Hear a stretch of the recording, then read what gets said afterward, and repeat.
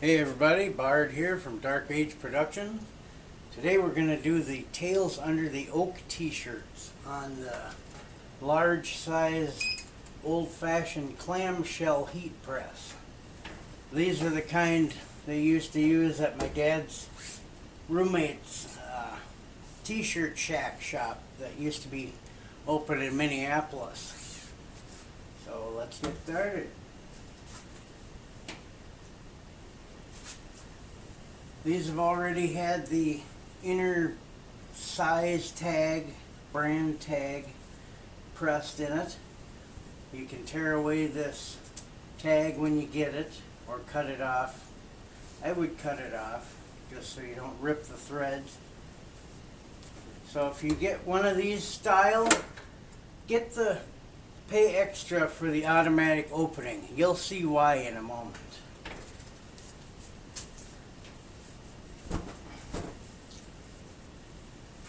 These are the old-fashioned plastisol screen print heat transfers, the kind they used to use in the 60s and 70s and 80s in the old malls and things would have these stands where you could choose a shirt and the size and they would print it up for you. And my dad's friend's shop, they would have these gigantic manuals, books of all the different designs you could get printed on a shirt. Probably a lot of them were bootleg, let's face it, but that's how it was back in those days.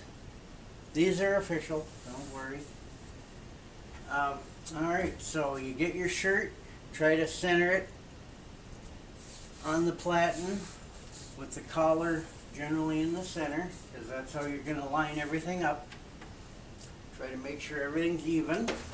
You want to pre-press it, and that's hard. Opening it is even harder.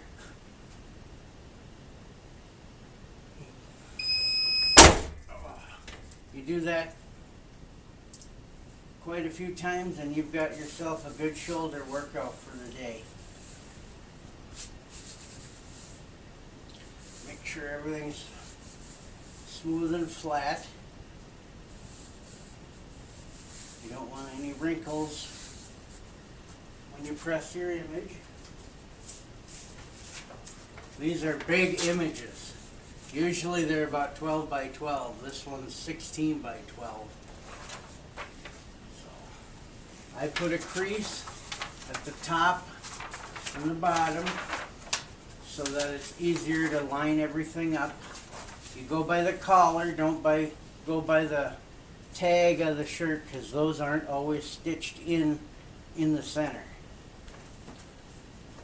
So you find the center of the collar and you line your top crease up. Make sure you're going top to bottom and not upside down, because that's a fun shirt to have your print inverted. And make sure you don't have it facing up. It's easier to screw that up when you have an all white print. It looks the same as the white sheet of paper they printed on.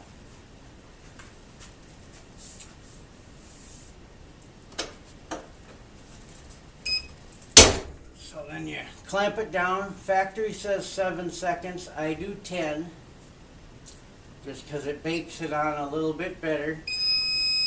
And you lose a second or two opening and closing. And you must peel these off immediately when they're hot. In the old days, a certain ink that they used was cool peel, so you had to press it, then put the shirt off to the side, wait for it to fully cool, and then rip it off. I think that was by the company called Roach. These are not those. These are hot peel. Most you'll get nowadays are hot peel. If you work with HTV vinyl prints on shirts, those may need to be peeled off cool. I don't know. I've never used it.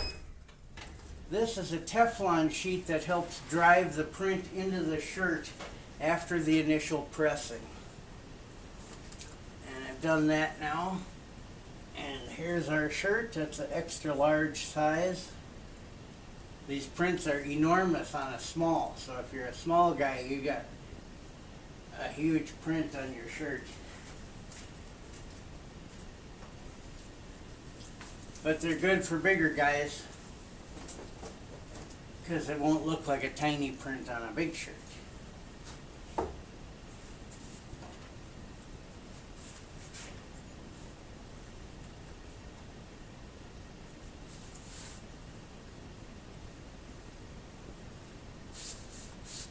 You always want to try and get your prints to go on about 3 finger widths from the bottom hem of the neck, lowest edge of the neck collar, because if it's too high and you got a beard, you'll lose the top of the print. And you don't want it too low, because and it looks funny because it looks like you're printing it way too far down. I've got some shirts like that from, I think they're from Mexico. They look a little funny. The print is way too low.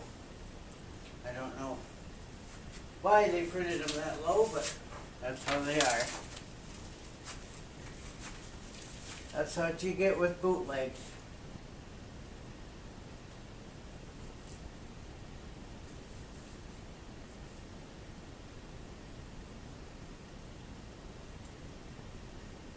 Now when I do this, this print is a little bit lower on the sheet than some.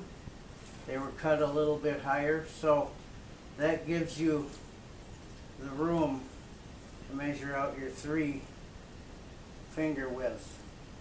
I generally just bring the collar right up to the edge of the silicone platen, and then for a big print like this, all I do is move it about 1 knuckle's length on either side so that it's an even distribution.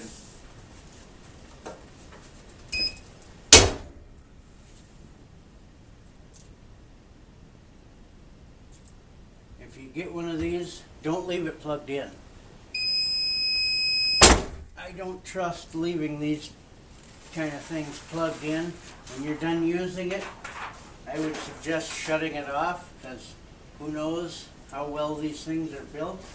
Especially if you get an old one, a refurbished one. Mine's new, but especially if you pick up an old used one off eBay, be sure to unplug it when you're done playing around for the day, because you just don't know.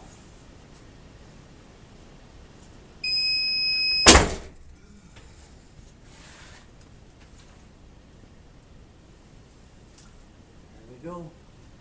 I've got a bunch more of these to do, so I'm going to keep working, and I hope you guys have a good day.